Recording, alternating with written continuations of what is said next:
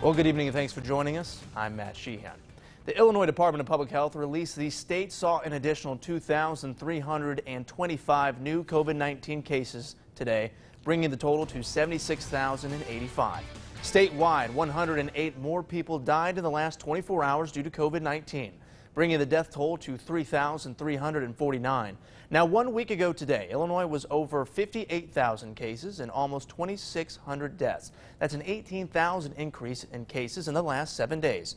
On Thursday, Governor J.B. Pritzker announced he will no longer hold weekend press conferences. Weekend updates can be found on the IDPH website. 80 people in the Tri-County area have now recovered from COVID-19, but last night a woman in her 80s died while she was in the hospital. Tri-County health leaders report she was a resident at Bickford House in Peoria.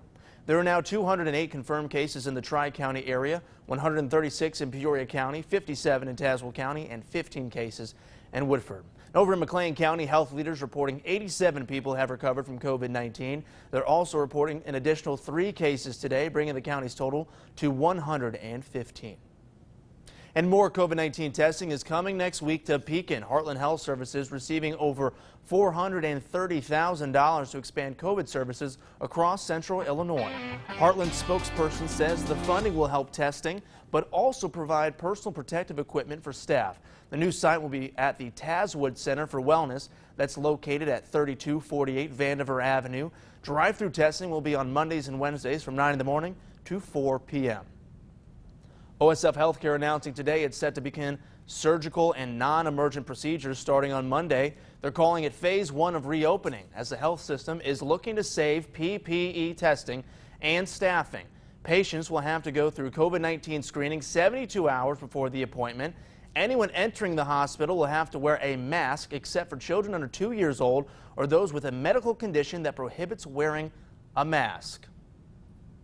Well, a national health group projects about 75,000 American suicides or deaths from substance abuse due to the fallout of COVID-19. Durante Matthews joins us in the studio with how experts say this impacts the Tri-County area. Durante. Matt, 75,000 deaths is an alarming number, but mental health leaders say it's not surprising. Today I spoke with the director of the Jolt Harm Reduction Center, who says deadly overdoses in the Tri-County area have already increased in just the past 3 months, and COVID-19 is partly to blame. Fear, anxiety, stress, and defeat, all human reactions from the COVID-19 pandemic, and according to experts, all recipes for disaster. During this time of COVID, it seems to magnify all of that and exacerbate those pre-existing conditions already. The ripple effect of COVID-19 has led to millions of job losses. Chris Schaffner of the Jolt Harm Reduction Center says there have also been an uptick in calls to hotlines for stress, domestic violence reports, and an increase in alcohol sales. The National Health Group Wellbeing Trust projects all of this could lead to as many as 75,000 American deaths of despair. So it just goes to say that substance use will probably increase in some of those settings, as well as suicidal thoughts. Schaffner says the Tri-County area has already had a 40% increase in overdose fatalities since February, a complete turnaround from the 30% decrease just last year. Dr. Ted Bender of Unity Place says maintaining contact with support systems is key in an era where social interaction is limited. Reach out to the people that you're connected with, your sober support system.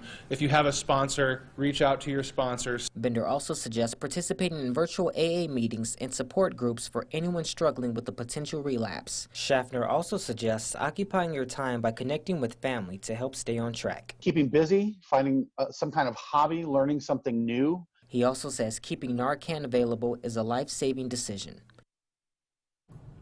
Now, Schaffner is also reminding anyone struggling with depression, anxiety, and substance abuse that services are still operational, including the Community Crisis Center and the Center for Prevention of Abuse. I've got how to contact both organizations on our website, ciproud.com. Matt? Well, thanks, Durante. And Hy-Vee is making it easier for you to have a Mother's Day meal at home. The grocery store is now releasing Mother's Day brunch-to-go meals. They're already prepared, so no stress there. Instructions are included and only requires you heat them up at home. The brunch options includes bacon, muffins, fruit, juice, and casseroles. Food Service Director Brian Winkler says in a stressful time, these meals can bring joy to you and your family.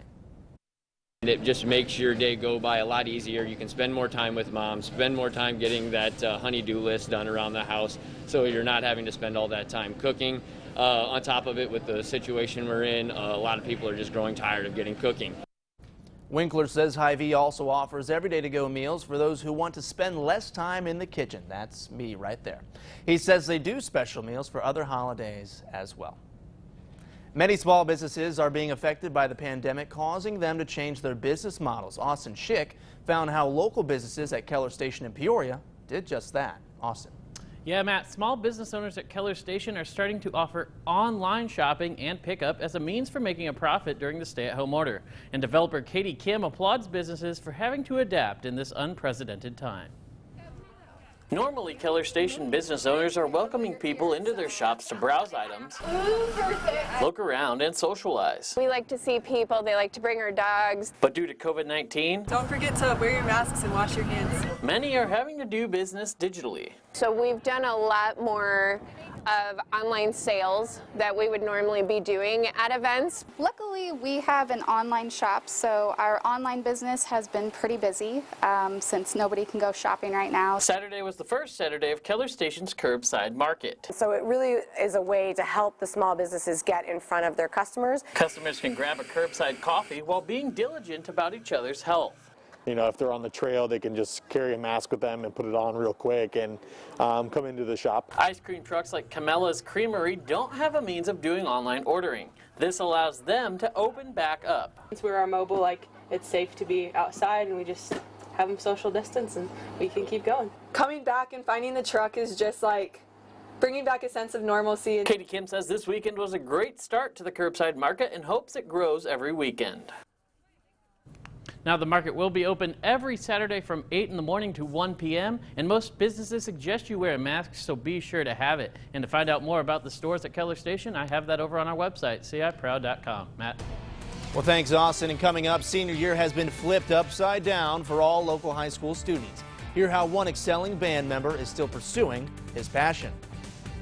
And we had a record-setting cold this morning. Did you ever think we'd say that in the month of May? Well, we did. We hit 30 degrees in Peoria this morning. That record was 31, so we broke about 1 degree. I'll tell you what the rest of us did this morning in terms of temperatures coming up.